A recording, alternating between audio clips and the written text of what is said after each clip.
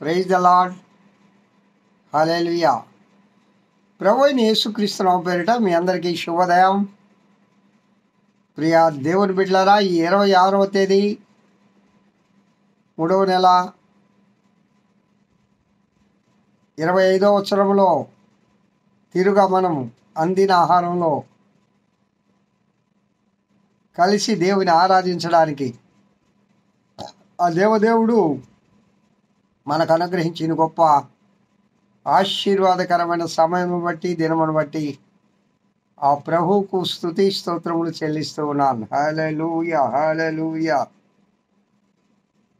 Praise the lord. ప్రియులారా, 2 దినాలు అందిన ఆహారంలో ఆ ప్రభువును ధ్యానించుకోలేకపోయాము. నన్ను క్షమించండి. అనారోగ్యంగా ఉండి కొంచెం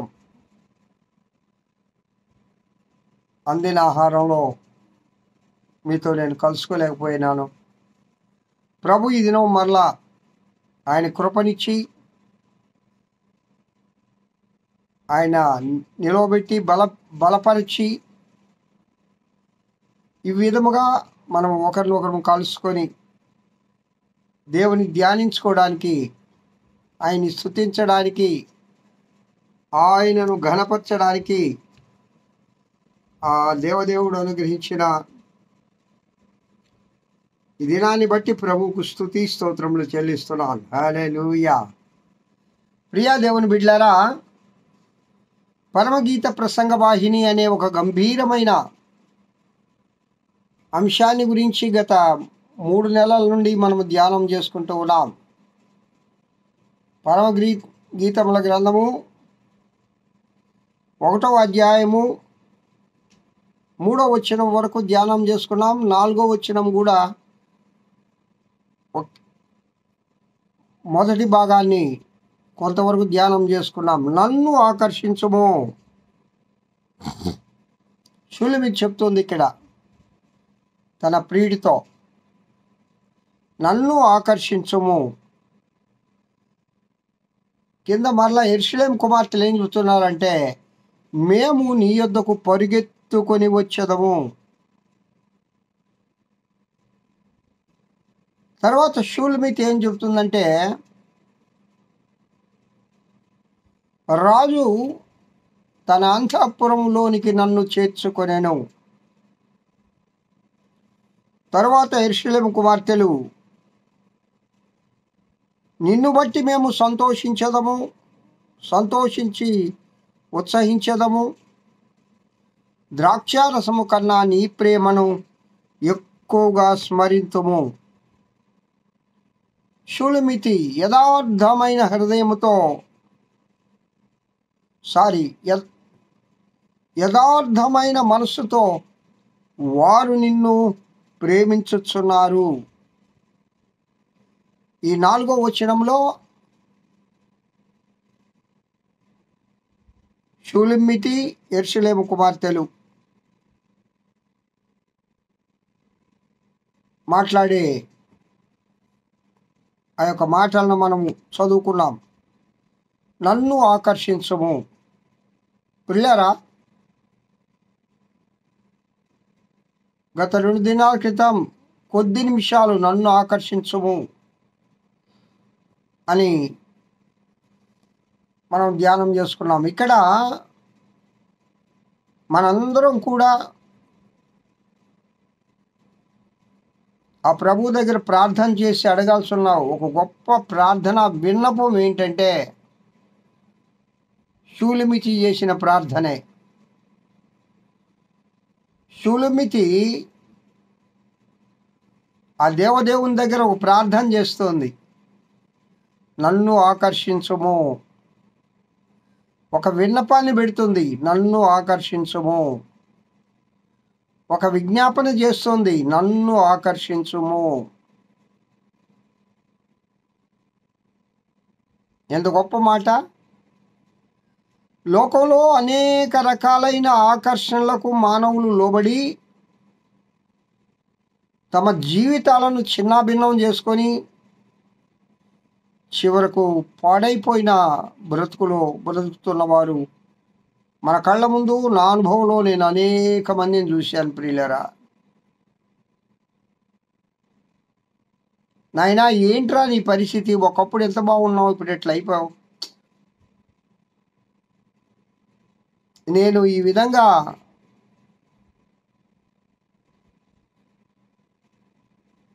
అయిపోయింది. దానికి కారణం ఏంటంటే నన్ను నా స్నేహితుడు చెడిపేశాడని ఒకటి చెప్తాడు. నన్ను ఈ లోకంలో ఉన్న అదిగో ఆ యొక్క ఆకర్షణీయమైన బ్రతుకు చెడిపేసిందని మరొకరు. నన్ను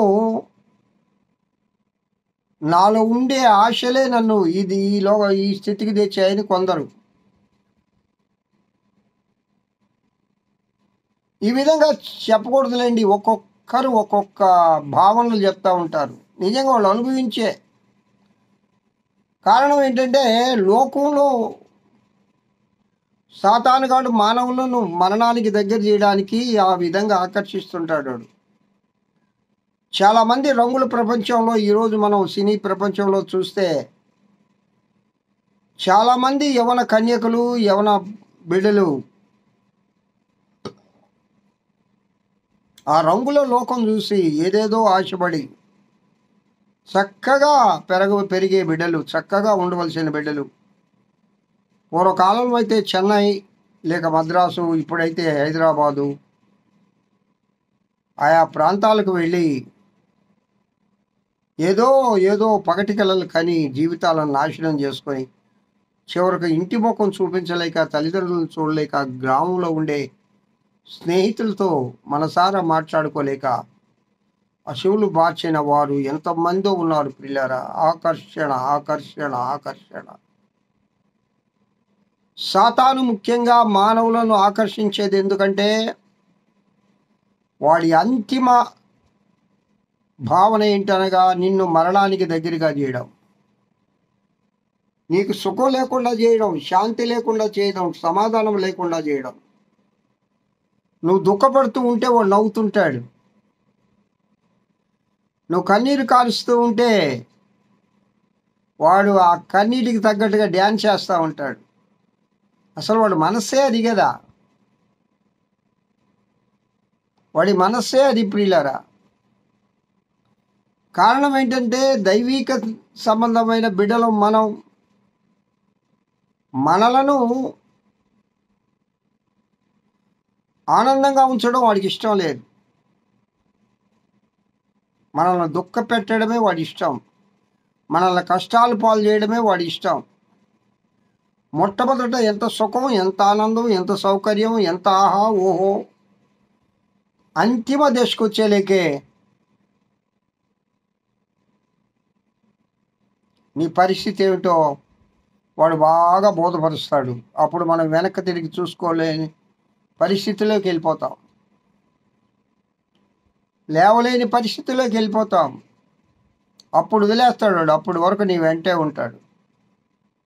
దాన్ని గమనం చేయాలి ప్రియులారా, దాన్ని గమనం చేయాలి. ముఖ్యంగా ఈ స్పీడ్ యుగంలో, ఈ కంప్యూటర్ యుగంలో మన యవన బిడ్డలను చాలా జాగ్రత్తగా మనం పెంచాలి. కనురెప్పవలే మనం బిడ్డలను కాపుగాయాలి. వారు ఉదయం లేచిన దగ్గర నుంచి సాయంకాలం వరకు కాలేజీకి పోని, స్కూలుకు పోని, పక్క స్నేహితులతో మాట్లాడినాయి, ఇంట్లో ఒంటరిగా ఉండని, వాళ్ళ అనుదినము వాళ్ళ జీవన విధానం ఏ విధంగా ఉంది, ఎలాంటి మార్పులు చెందుతూ ఉంది అని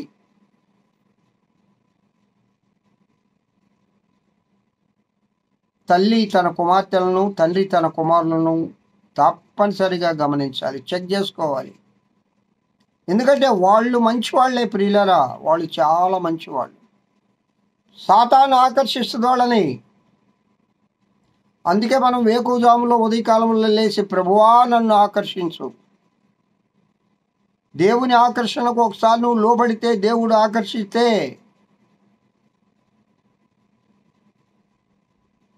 సాతాను నీ దగ్గరకు కూడా రాడు. దైవాకర్షణ ఉంటుంది మనకు. దేవుని కృపలో మనం ఎదుగుతూ ఉంటాం. మన చుట్టూ ఆయన కాపుదల ఉంటుంది, ఆయన కంచె ఉంటుంది, ఆయన అగ్నిదూతలు కాపలా ఉంటారు. ఆయన అగ్ని రథములు దైవజనులకు కాపలాగా ఉన్నట్లుగా మన చుట్టూ ఆయన అగ్ని రథములు ఉంటాయి. వాడికి కనపడతాయి, సాతాను గాడికి కనపడతాయి. సాతాను గాడు చూస్తాడు.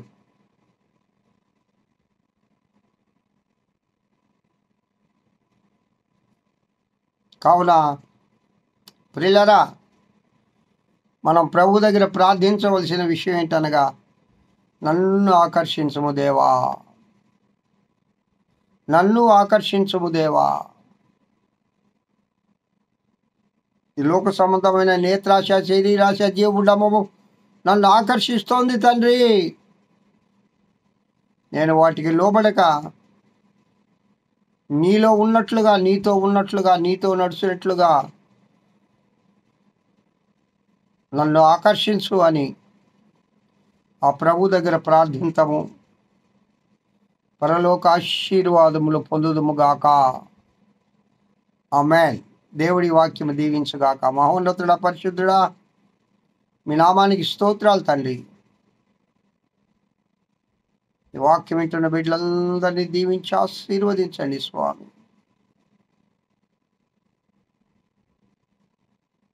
ఈ దినమంతట్లో నీ కృపా బాహుళ్యం చొప్పున మమ్మల్ని నడిపించండి.